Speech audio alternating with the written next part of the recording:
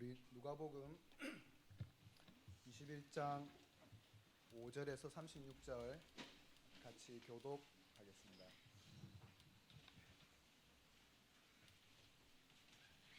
누가복음 21장 5절에서 36절입니다.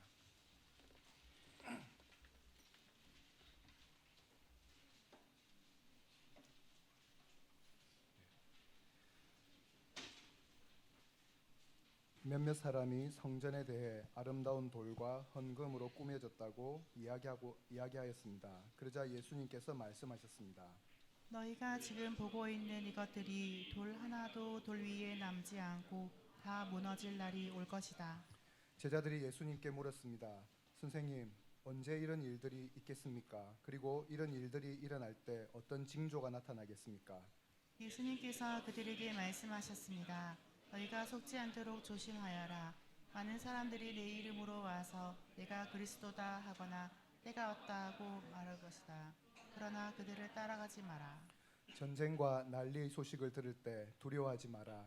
이런 일들이 먼저 일어나야 하겠으나 종말이 바로 뒤따라오는 것은 아니다. 예수님께서 계속해서 그들에게 말씀하셨습니다. 나라가 나라를 대항하여 일어나고 왕국이 왕국을 맞서 일어날 것이다. 큰 지진이 있을 것이며 여러 곳에서 질병과 기근이 있을 것이다. 하늘로부터 무서운 일과 큰 징조가 있을 것이다. 그러나 이 모든 일들이 일어나기 전에 사람들이 너를 잡고 박해할 것이다. 또한 너희를 회당과 감옥에 넘길 것이다. 너희는 내 이름 때문에 왕과 총독 앞에 끌려갈 것이다. 그러나 이것이 너희에게는 증거의 기회가 될 것이다.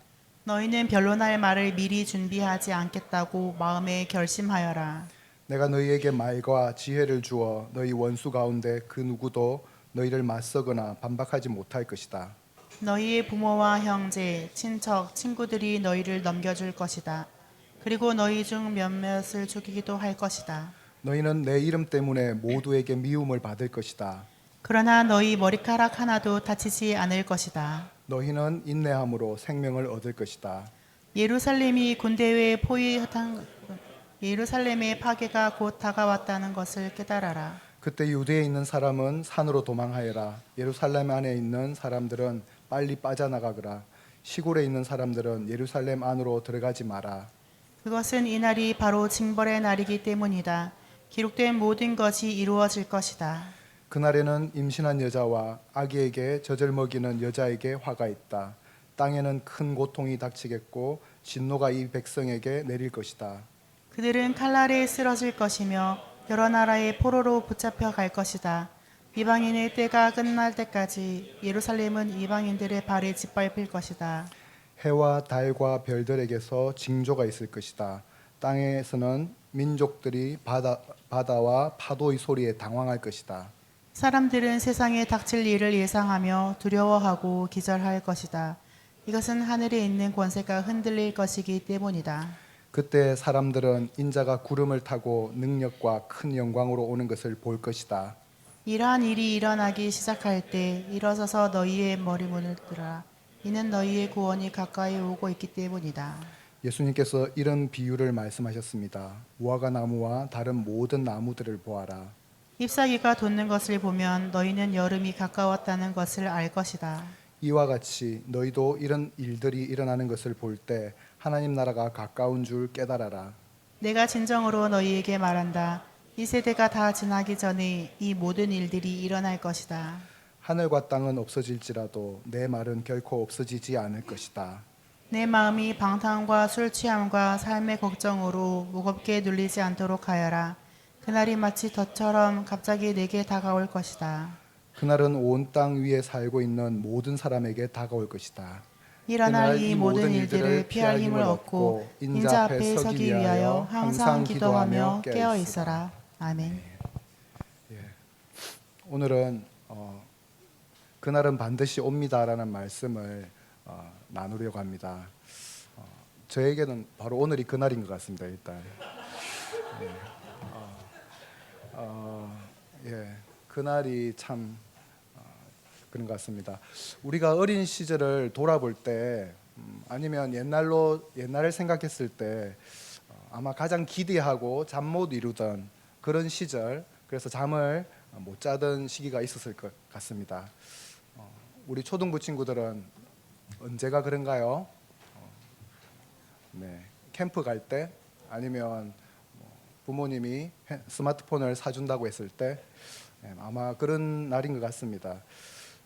저 같은 경우에는 1년 중에 김밥을 먹을 수 있는 그 소풍, 그때가 되게 기대했던 날이고, 또 수학여행, 그리고 세뱃돈을 받을 수 있는 설날이 가장 기대하고 설레던 그런 날이었던 것 같습니다.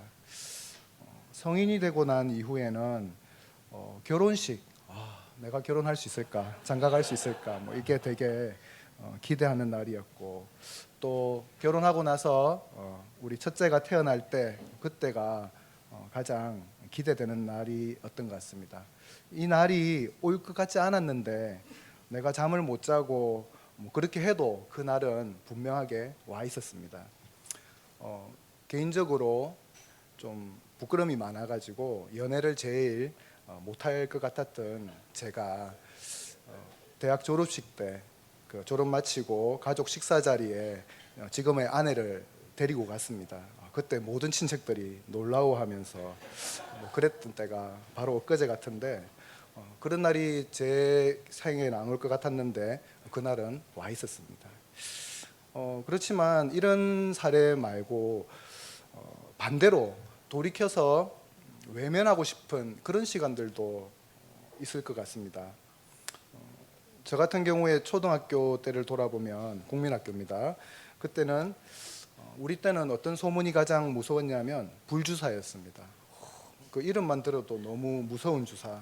그래서 그냥 상상 속의 불주사는 진짜 뭐 맞으면 죽을 것 같은 그런 불안감들이 있었는데 그래도 그날이 지나갔고요. 대학 군대를 가기 전에 보면 화생방 이런 거 좀 많이 무서워하지 않습니까? 그날도 무서워했지만 지나갔습니다. 그런데 가장 내가 외면하고 싶었던 삶에서 생각하고 싶지 않았던 순간은 사랑하는 가족과의 이별이었던 것 같습니다. 평소에 그걸 애써 생각하지 않습니다. 아버지께서 투병을 하시고 이제 병원에서 사실 날이 얼마 남지 않았다라고 했을 때, 그리고 마지막에 병실에서 돌아가셨을 때, 이 날이 나에게도 오는구나. 그 날을 저는 알 수 있었습니다. 오늘 우리가 성경을 읽었는데요. 성경에서 그 날이라는 어떤 시간과 관련된 사건들이 많이 나옵니다. 그래서 이 그 날이라는 것에 오늘 좀 주목해서 말씀을 보고 싶은데요. 대표적인 표현이 이게 하나님께서 어떤 특별한 일을 하시는 날에 관한 말을 쓸 때 그 날이 참 많이 나옵니다. 그래서 성경에 제일 처음 등장하는 그 날은 창세기 2장 3절입니다.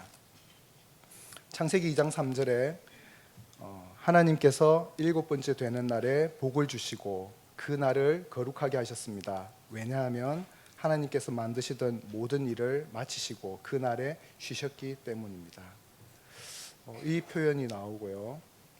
또 창세기 7장 11절에 보면 그때 노아는 600살이었습니다. 홍수는 그 해의 둘째 달 17일에 시작되었습니다. 그날 땅속의 샘이 열리고 하늘의 구름이 비를 쏟아부었습니다. 노아를 통해서 하나님의 그런 경고를 받았지만 사람들은 전혀 신경 쓰지 않고 자기 생활만, 자기 배를 위해서만 살아갔는데 그날이 분명하게 왔습니다. 창세기 15장 18절에 보면 그날 여호와께서 아브람과 언약을 세우셨습니다. 내가 이 땅을 내 자손에게 줄 것이다. 내가 내 자손에게 이집트의 강과 저 큰 강 유프라테스 사이의 땅을 주겠다. 15장 앞에 보면 14절에 보면 그 롯이 조카 롯이 그 시날 왕 아므라벨, 엘라살 왕 아리옥, 엘람 왕 그돌라오멜, 오임 왕 디달 이 연합군에게 잡혀가 가지고 아브라함이 그 소식을 듣고 자기 집에서 훈련시킨 종들을 318명을 데리고 가서 탈취된 그 재산과 조카 그리고 사람들을 구해오는 이 사건 뒤에 계속 하나님은 자기를 통해서 민족을 이루겠다고 하시는데 눈에 보이는 건 없고 아마 그런 침체에 빠졌던 것 같아요. 그랬을 때 하나님이 나타나셔가지고 이 말을 하시면서 언약을 세우시는데 아브라함 자손이 이방에게 객이 되어서 400년을 섬기다가 나올 것이다 이런 약속을 하시고 횃불이 그 쪼갠 고기 사이로 이렇게 지나가면서 약속을 하게 되는 이런 날, 그 날을 이야기합니다. 이 말씀은 출애굽기 12장 51절 바로 그 날에 여호와께서는 이스라엘 백성을 각 군대로 나누어 이집트에서 인도해 내셨습니다. 그래서 이렇게 이루어집니다. 그 외에도 다른 여러 가지 많은데 우리 같이 사무엘하 22장 1절에서 3절을 같이 읽어봤으면 좋겠습니다. 네, 같이 한번 읽어보겠습니다. 시작.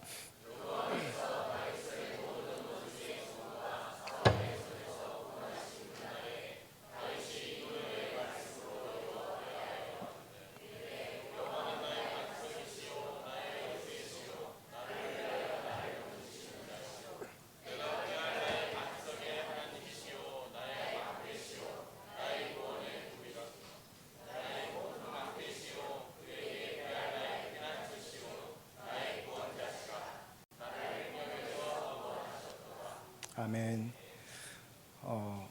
다윗이 이렇게 자기가 사울이나 이런 대적의 손에서 구원받았을 때 그 날에 하나님 앞에 이렇게 찬양하는 모습을 보여주고 있습니다. 이렇게 다양한 그 하나님의 역사를 나타내는 그 날이 특별히 심판의 날, 심판의 날과 관련하여서도 성경에서는 많이 등장합니다.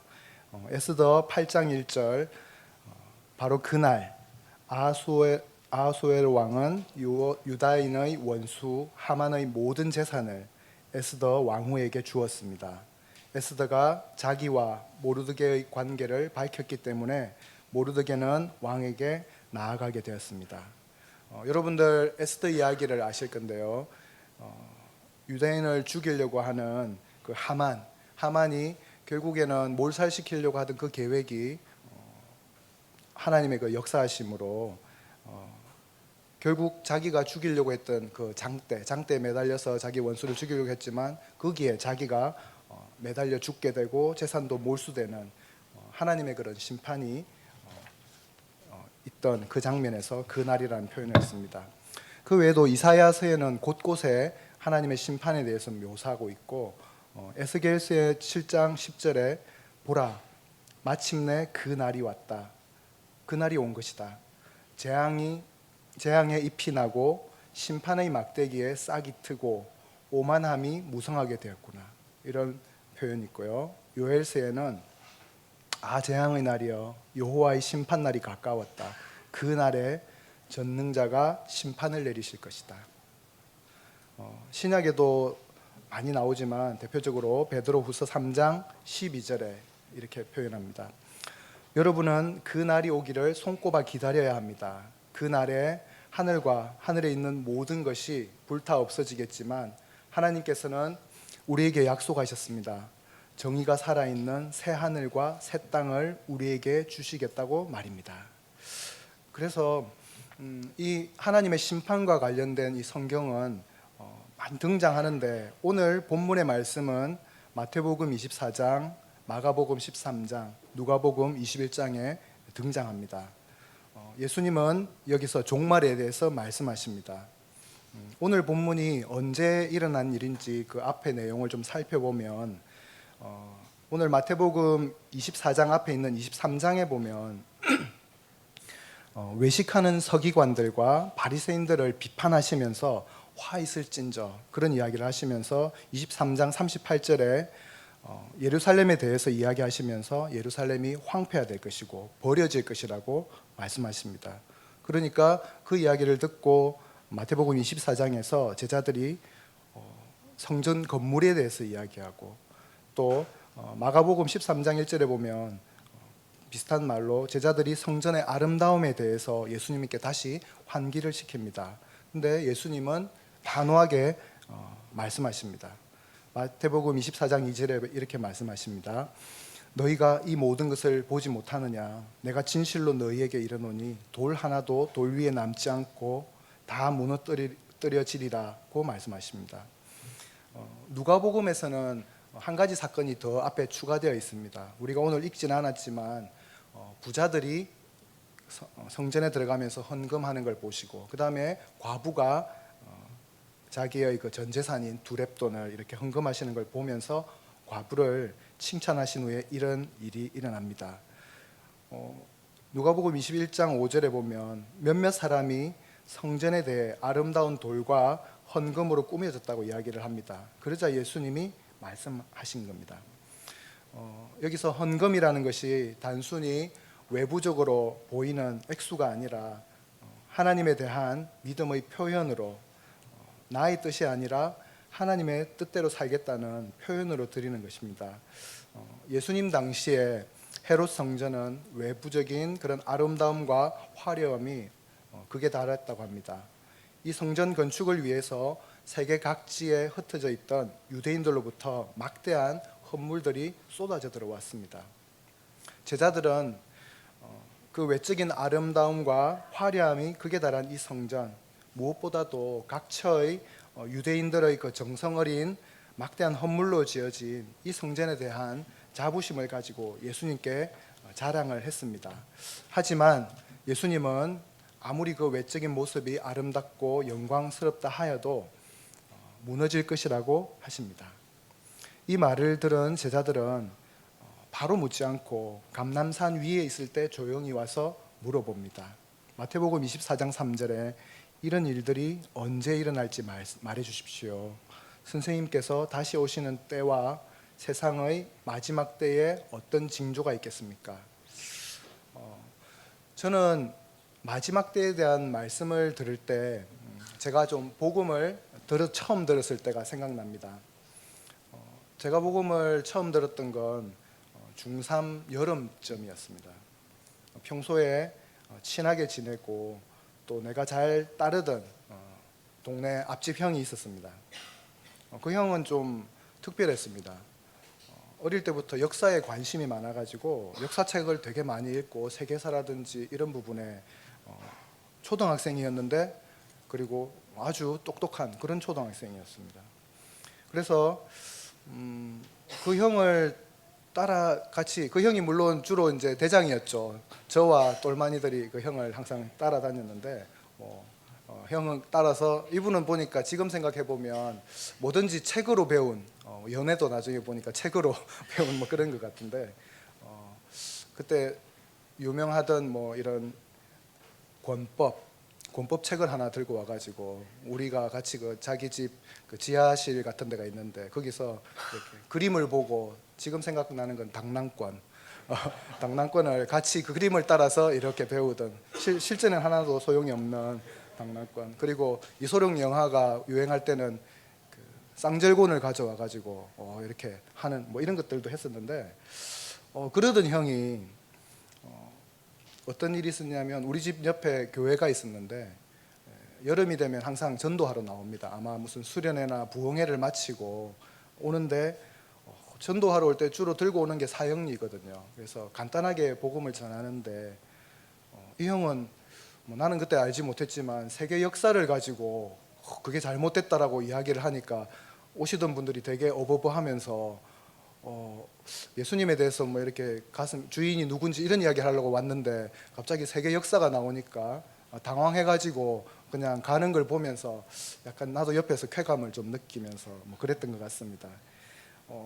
잠재적인 불교 신자였던 저는 되게 뿌듯해하고 뭐 그랬습니다. 그리고 우리 아버지도 되게 기독교에 대해서 비판적이셨고 적대적이셔서 제가 교회 다닌다는 것은 상상도 못하던 그런 시절이었습니다.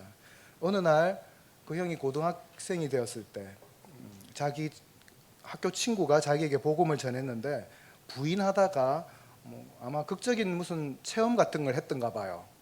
그러면서 이렇게 한순간 돌아서 가지고 예수를 믿게 되고 저에게 이제 복음을 전했는데, 지금 생각해 보면 그 출발은 약간 종말론적인 그런 것이었던 것 같아요. 그 당시에 유행하던 근데 저는 그 이야기를 듣고 너무 두려웠습니다.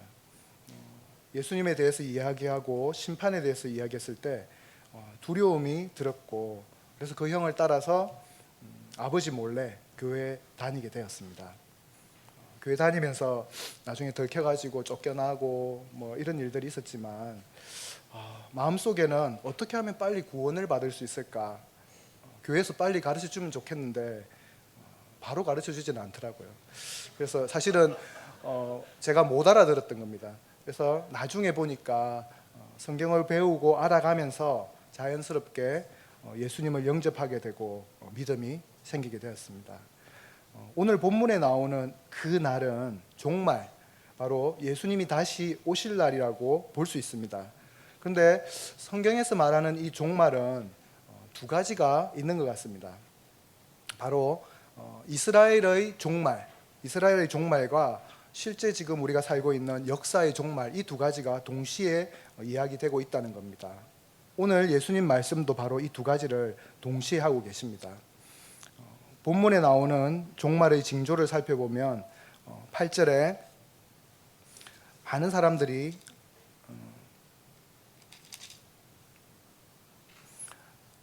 사람들이 와서 자신을 그리스도라 하고 속입니다. 그래서 속지 않도록 조심하라고 합니다. 옛날부터 많은 사람들이 자신을 예수님이다, 내가 재림 예수다라고 하고 다니는 일들이 우리나라에도 많고 외국에도 많은 것 같습니다. 그래서 분명하게 이런 사람들이 나올 거라고 성경은 말하고 있습니다. 이런 자들에게 속지 말아야 됩니다. 누군가 자기에게 뭔가 특별한 게 있다고, 또 기존 교회에서는 들어보지 못한 특별한 분이 있다거나 또는 특별한 가르침이 있다라고 한다면 먼저 의심하셔야 됩니다. 속지 않도록. 9절, 10절, 11절에는 전쟁에 대한 소문, 진짜 전쟁, 기근, 지진, 전염병, 그런데 이런 일들이 일어날 것이지만 종말이 바로 오진 않을 거라고 말씀하십니다. 거짓과 미혹, 전쟁과 난리, 하늘과 땅의 질서가 붕괴되고 이런 것들이 바로 종말 마지막 시대의 특징이라는 겁니다. 뉴스를 볼 때마다 주님 오실 때가 다가왔는구나 우리는 알 수 있습니다. 그렇지만 이 시기가 하나님이 오시는 것과는 시차가 있을 수 있다라고 이야기하십니다. 12절에 보면 예수님을 믿는 신앙으로 박해를 당하고 죽기까지 하는데 이것이 증거의 기회가 될 것이라고 이야기합니다. 신앙은 위기의 상황에서 더 선명해지는 것 같습니다. 편안할 때는 그것이 잘 드러나지 않다가 위기의 상황에, 고난의 상황에 하나님께서 말과 지혜를 주신다고 하셨습니다. 예수를 믿는 믿음이라고 하는 것이 도대체 뭐길래 저들은 목숨을 버리는 것인가? 저들은 도대체 그리스도에게서 뭘 발견했길래 자기의 모든 것을 기꺼이 버리는가? 부당한 대우와 억울한 핍박 속에서도 어떻게 기쁨과 평강과 소망을 잃지 않을 수 있는가? 과연 저들이 믿는 예수 그리스도는 저들을 구원하시는가? 그런 핍박당하는 신자들의 모습을 통해서 그들은 강한 의문을 갖게 되고 이것이 바로 결과적으로 예수님을 전하는 증거의 기회가 되는 것입니다. 사도행전 16장에 보면 바울과 실라가 빌립보에서 귀신 들린 여종에게 귀신을 쫓아내게 됩니다. 복음을 전하는데 계속 와서 방해를 하니까 쫓아냈는데 이 여종을 쫓아내면서 여종이 점을 치주고 돈을 주인에게 돈벌이가 됐는데 이 돈벌이가 끊어지자 이 주인이 고발을 해가지고 바울과 실라가 감옥에 갇히게 됩니다. 갇히게 될 때 그냥 갇힌 게 아니라 매질을 해가지고 가두어 놓았는데 사도행전 16장에 보면 밤에 바울과 실라가 하나님을 찬양하더라는 이야기를 하고 그걸 모든 사람들이 들었다고 이야기를 합니다. 그게 어떻게 가능한지 참 되게 억울할 것 같은데, 내가 하나님의 일을 위해서 이렇게 열심히 했는데 이런 일이 당했다 하면 참 쉽지 않을 것 같은데 이런 일들이 일어납니다. 그 밤에 지진이 일어나고 감옥 문이 열리고 사슬이 풀렸습니다. 밖에 있던 간수는 죄수가 달아났을 것이라고 생각하고 자결을 하려고 합니다. 왜냐하면 그거에 대한 책임을 자기가 져야 되기 때문에 그것을 죽음으로 나타내려고 하죠. 그런데 바울과 실라가 당신의 몸을 해치지 마시오. 우리 다 여기 있습니다. 이렇게 했을 때 이 간수가 두려워서 그들 앞에 엎드려지면서 했던 말이 두려움인데 내가 어떻게 하면 구원을 얻을 수 있겠습니까? 이런 고백을 합니다. 그러자 우리가 잘 아는 바울과 실라가 주 예수님을 믿으십시오. 그러면 당신과 당신의 집이 구원을 얻을 것입니다. 이 고난의 상황에서 이렇게 간수가 하나님 앞에 돌아오는 일들이 벌어집니다. 그 뒤에는 여러분들 아시는 것처럼 간수가 이들을 씻겨주고 집안 사람들 초대해가지고 복음을 듣게 되고 나중에 다시 돌아와서 로마인 우리를 재판도 안 하고 이렇게 때리는 게 되느냐 그러면서 당당하게 감옥을 나오는 그런 역사가 있습니다. 누가복음 다시 돌아와서 16절 가족이 우리를 넘겨주고 17절 예수님 이름 때문에 모두에게 미움을 받겠지만 18절 머리카락 하나도 다치지 않고 19절 인내함으로 생명을 얻게 된다고 하십니다. 마지막 때를 사는 우리에게 바로 믿음으로 인내하는 것이 필요하다고 합니다. 우리가 흔히 예수 믿으면 복 받고 잘 된다라고 생각하지만 이 복이 세상 사람들이 말하는 잘 먹고 잘 살고 건강하기를 바라는 그 복하고는 똑같지는 않다는 겁니다. 예수님이 산상수훈에서 말씀하신 팔복을 생각해 보면 될 것 같습니다. 그래서 우리 믿음에는 인내가 필요하다고 말씀하십니다. 21절에서 24절은 예루살렘의 멸망에 관해서 말씀하십니다. 이 예루살렘의 종말에 대한 예언은 주후 70년에 이루어졌습니다. 로마군이 성전에 불을 지르고 그 자리에 자신들의 군기를 세웠습니다. 이 군기에는 지중해 동부 지역에서 신으로 섬기던 로마 황제의 휘장이 새겨져 있었습니다. 성전이 불타고 허물어지고 군기를 세운 것이 그것은 바로 성전이 완전히 더럽혀졌다는 것을 말해주는 것입니다. 그런데 이 예루살렘의 멸망은 바로 이스라엘에 대한 심판과 더불어 예수님 시대의 시작을 알리는 것이기도 합니다. 22절 말씀에 보면 그것은 이 날이 바로 징벌의 날이다. 하나님께서 이스라엘의 죄를 징벌하는 날이기 때문입니다. 그래서 누구도 이 재앙을 돌이킬 수 없었습니다. 그것을 당하는 이스라엘 사람들은 도저히 믿을 수 없는 그런 멘붕의 상황이지만 성전의 파괴와 함께 옛 언약을 지탱하던 모든 것, 성전에 있던 언약궤와 옛 언약의 제도와 그런 의식들이 자연스럽게 폐하여졌습니다. 예루살렘의 멸망은 예수님의 오심과 더불어 시작된 종말의 시대를 알리는 징조가 되었습니다. 25절, 26절 예수님의 재림이 가까워지면 천체 질서에 변동이 있을 것이고 사람들은 두려워서 기절한다고 합니다. 혼란과 불안, 재난, 그런 고통이 심하기 때문에 그렇습니다. 그리하여 누가복음 21장 27절에 그때 사람들은 인자가 구름을 타고 능력과 큰 영광으로 오는 것을 볼 것이다 라고 하고 있고요. 마태복음 24장 29절에서 31절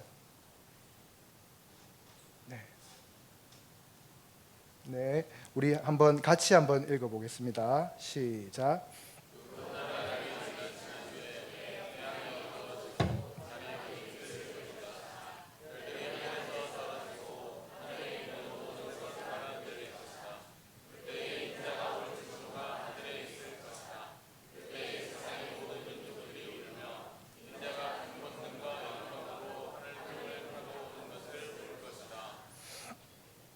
아멘.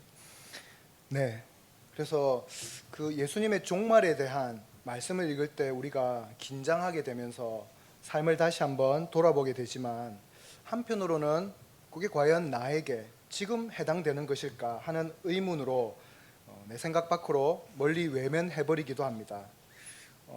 타조 증후군이라는 말이 있습니다.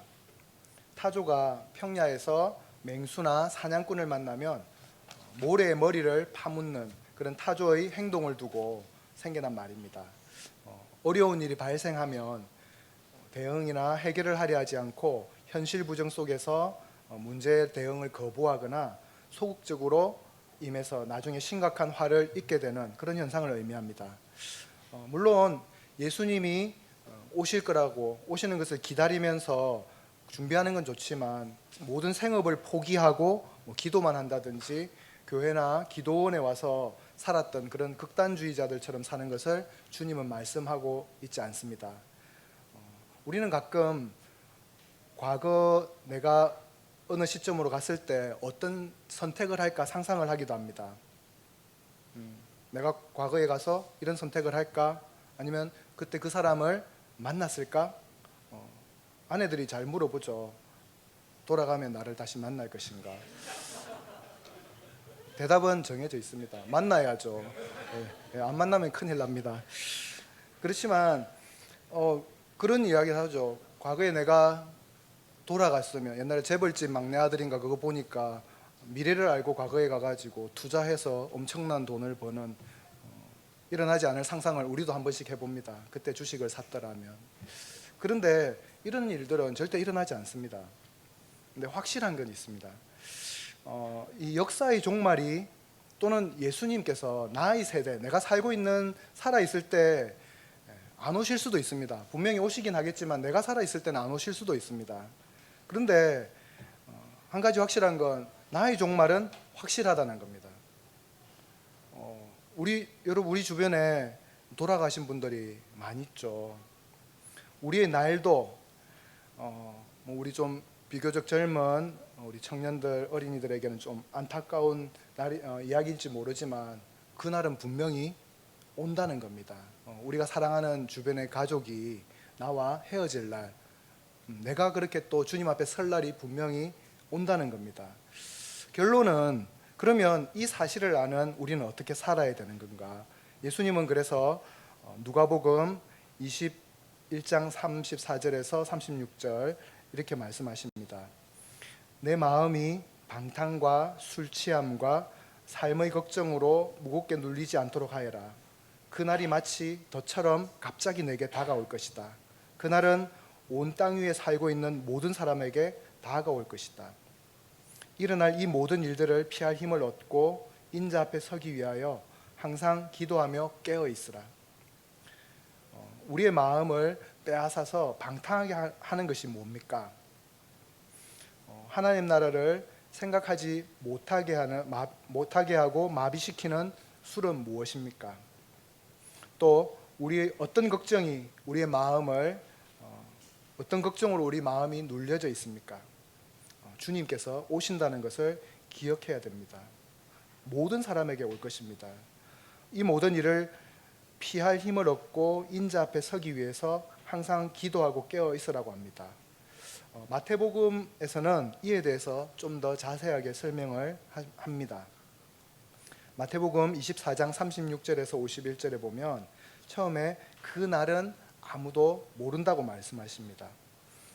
예수님은 이 시기를 아무도 알지 못한다는 것을 강조하시기 위해서 아들도 모른다 라고 말씀하셨습니다. 아마 이건 예수님이 가지고 계신 그런 인성적인 측면을 강조하신 말씀인 것 같습니다. 그래서 37절에서 44절에 보면 깨어 있으라고 합니다. 예수님이 다시 오는 날짜와 시간은 아무도 모릅니다. 그것은 오직 하나님만 아시는 일이고 따라서 일부 극단적인 종말론자들의 말과 주장은 절대 믿지 말아야 됩니다. 예수님께서 분명히 말씀하셨습니다. 노아의 때처럼 예수님이 오실 때도 그와 비슷하다고 하십니다. 홍수가 나기 전 노아가 배에 들어가기 전까지 사람들은 먹고 마시며 장가가고 시집가며 지냈습니다. 홍수가 나서 쓸어가기 전까지 사람들은 전혀 깨닫지 못한 것처럼 예수님 오실 때도 그와 같을 것이라고 말씀하십니다. 오늘 공교롭게 우리 온유가 장가가는데 내가 이 말을 해서 좀 미안합니다. 그런데 장가가고 시집가는 게 죄라고 이야기하지 않습니다. 그게 문제가 아니라 사람들이 자기 일상생활에 빠져서 하나님 나라와 하나님의 의에 대한 감각이 전혀 없이 이 땅의 일에만 집착하여 하나님의 말씀에 무감각하고 무관심한 모습을 말하고 있는 겁니다. 이어서 45절에서 51절에 보면 예수님은 종말을 준비하는 자세를 비유로 말씀하십니다. 예수님이 타국으로 떠나면서 종들에게 일을 맡긴 집주인 비유를 사용하셔서 주인이 언제 올지 모르므로 자지 말고 깨어 있으라고 하십니다. 예수님은 이 비유에서 두 부류의 종을 말씀하시는데, 한 부류는 충성되고 지혜 있는 종이고 또 다른 한 부류는 악한 종입니다. 충성되고 지혜 있는 종은 주인이 없을 때 주인의 살림들을 잘 관리합니다. 그는 주인이 다시 왔을 때 주인으로부터 칭찬과 상을 받을 것입니다. 그런데 악한 종은 주인이 없을 때 아마 주인은 늦게 올 거다. 그래서 자기 동료들을 때리고 술친구들을 데리고 와서 먹고 마십니다. 주인이 생각하지 않은 날, 알지 못하는 시각에 와서 그를 엄히 때리고 벌을 내린다고 하십니다. 저는 이 말씀 보면서 왜 충성되고 지혜 있는 종, 그렇죠? 이 친구는 한쪽은 충성되고 지혜 있는 종인데 나머지 한쪽을 충성되지 못하고 어리석은 종이라 하지 않고 악한 종이라고 했을까 좀 생각이 들었습니다. 아마 이들을 악하다고 했던 건 이들이 주인의 말에 대한 신뢰를 하지 않거나 또는 주인의 당부에 관심이 없이 자기의 욕구에만 충실했기 때문에, 그리고 자기가 지금 종이라는 본분을 몰랐기 때문에 악하다라는 표현을 하지 않았을까 생각해 봅니다. 여기서 집주인은 바로 예수님을 가리키고 이 종들은 제자들을 가리킵니다. 그래서 깨어 있어야 합니다. 주님이 생각하지 않은 때에 올 것이기 때문입니다. 집주인이 집안을 맡기고 제때 양식을 내주도록 맡긴 신실하고 슬기로운 종이 누구겠느냐. 주인이 돌아와서 볼 때 주인이 명한 대로 일하고 있는 종은 복되도라라고 주님은 말씀하십니다. 마태복음 24장 뒤에 이어서 달란트 비유와 열 처녀의 비유가 나옵니다.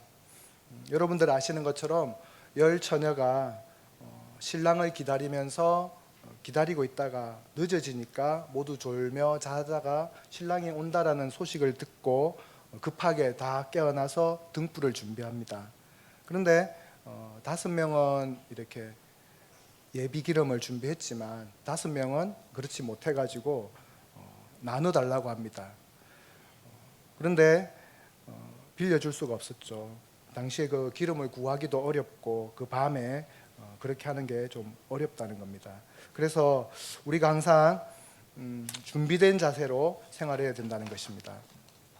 이게 믿음이라는 것이 믿음과 그 구원이라는 것이 우리의 책임도 있다는 겁니다. 책임이라는 사실을 우리는 다른 사람의 믿음 덕분에 구원을 받는 것이 아니라 자신과 주님의 관계 속에서 구원을 받습니다. 따라서 우리가 각자의 믿음을 돌보아야 된다는 것입니다. 요즘 학교에서 아이들을 평가할 때 성취 기준 이런 게 있습니다. 그 과목별로 이 정도는 알아야 돼 하는 것을 기준을 목표를 정해서 여기까지 도달하면 도달했다 이렇게 이야기하는데, 옛날에는 어떤 선생님들은 시험을 칠 때 되면 중요한 건 알려주고 별표도 치고 줄도 긋고 그렇게 해주죠. 요즘도 그렇게 하는지는 잘 모르겠지만 예수님이 지금 우리에게 지금 그걸 가르쳐주고 있다는 겁니다. 이번에 시험에 이거 나올 거야. 나 오기 전에 이거 준비해놔야 돼. 그래서 주님이 오실 그 징조에 대해서 말씀하시고 또 어떻게 준비해야 되는지 분명하게 말씀해주고 계십니다. 시험 준비 많이 한 친구들은 아마 시험이 와도 마음이 편하고 좋을 것 같습니다. 왜냐하면 시험을 통해서 자신의 그런 진가를 실력을 증명할 수 있기 때문에 그렇습니다. 잘 준비된 종은 주님이 언제 와도 마음이 편할 것 같습니다. 깨어 있어서 주님을 기다리기 때문입니다. 그래서 주님 오시면 주님이 나를 이렇게 칭찬하시겠지, 그런 기대를 하게 됩니다.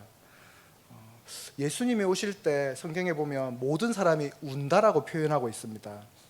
어떤 이들에게는 예수님의 오심이 심판의 날이기 때문에 무섭고 떨려서 기절하고 울 수밖에 없습니다. 진짜야? 예수님이 진짜야? 그런데 어떤 이들에게는 예수님의 오심이 구원의 날이고 축제의 날이기 때문에 눈물이 날 것입니다. 그래서 누가복음 21장 36절에 일어날 이 모든 일들을 피할 힘을 얻고 인자 앞에 서기 위하여 항상 기도하며 깨어 있으라고 하십니다. 요한계시록 맨 마지막에 예수님은 이렇게 확실하게 말씀하십니다. 우리 한번 같이 읽어보겠습니다. 요한계시록 22장 16절에서 20절입니다. 시작.